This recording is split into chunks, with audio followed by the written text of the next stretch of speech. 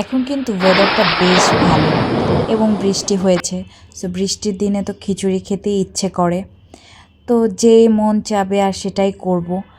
তো এখন দেখুন পেঁয়াজ এবং আলু কেটে নিয়েছি এবং বেশি করে আলু দিয়ে আমি একটা খিচুড়ি করব।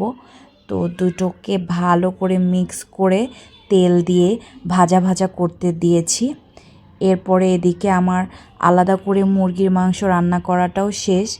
এটা আবার আমি পরবর্তীতে খিচুড়িটা রান্না শেষ হয়ে গেলে অ্যাড করে দিব।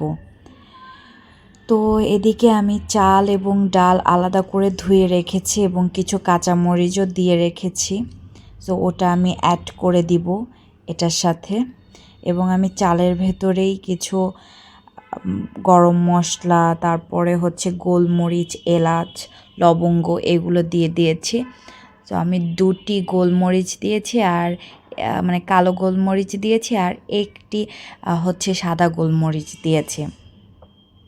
তো তারপরে আমি এগুলাকে নেড়ে চেড়ে একটু ভালো করে কষিয়ে নিচ্ছি।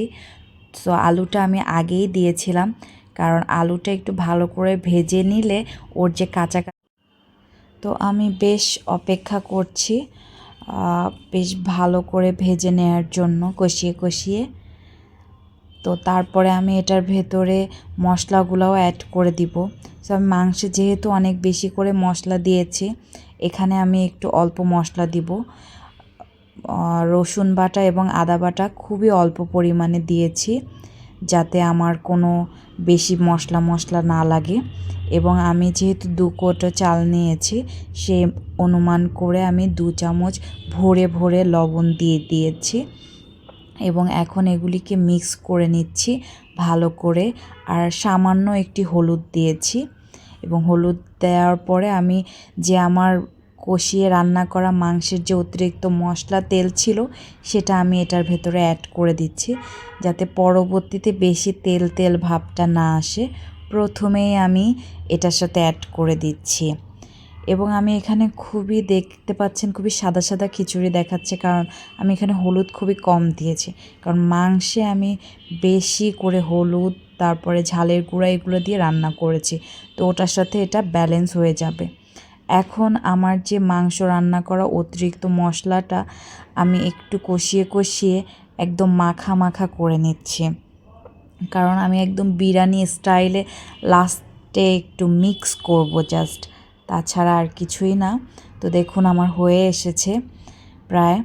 তো আমি এখন ওদিকে আমার খিচুড়িতে আমি পানি দিয়েছি, পানি দিয়ে একটু গরম পানি আলাদা করে রেখেছিলাম।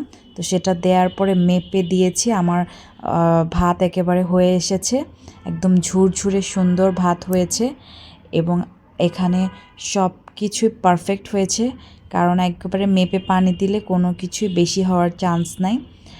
তো এখন একটু একটু হালকা শক্ত আছে, যেটা আমার এখন মাংস যখন আমি মিক্স করে দিব ঢেলে মাংসর সাথে, তখন মাংসের যে মশলা আছে ওটা দিয়ে বাকিটুক রান্না হয়ে যাবে। তো এখন দেখুন আমি মাংসটি এটার ভেতরে ঢেলে দিব এবং আমার রান্না প্রায় শেষ। জাস্ট মাংস ঢেলে দেওয়ার পরে আমি 5 মিনিটের মতো অপেক্ষা করব, তারপরে আমার খিচুড়ি হয়ে যাবে। এই যে ঢেলে দিয়েছি এবং দেখুন কত সুন্দর, এখন মিক্স করে ফেলবো। রেডি আমার খিচুড়ি।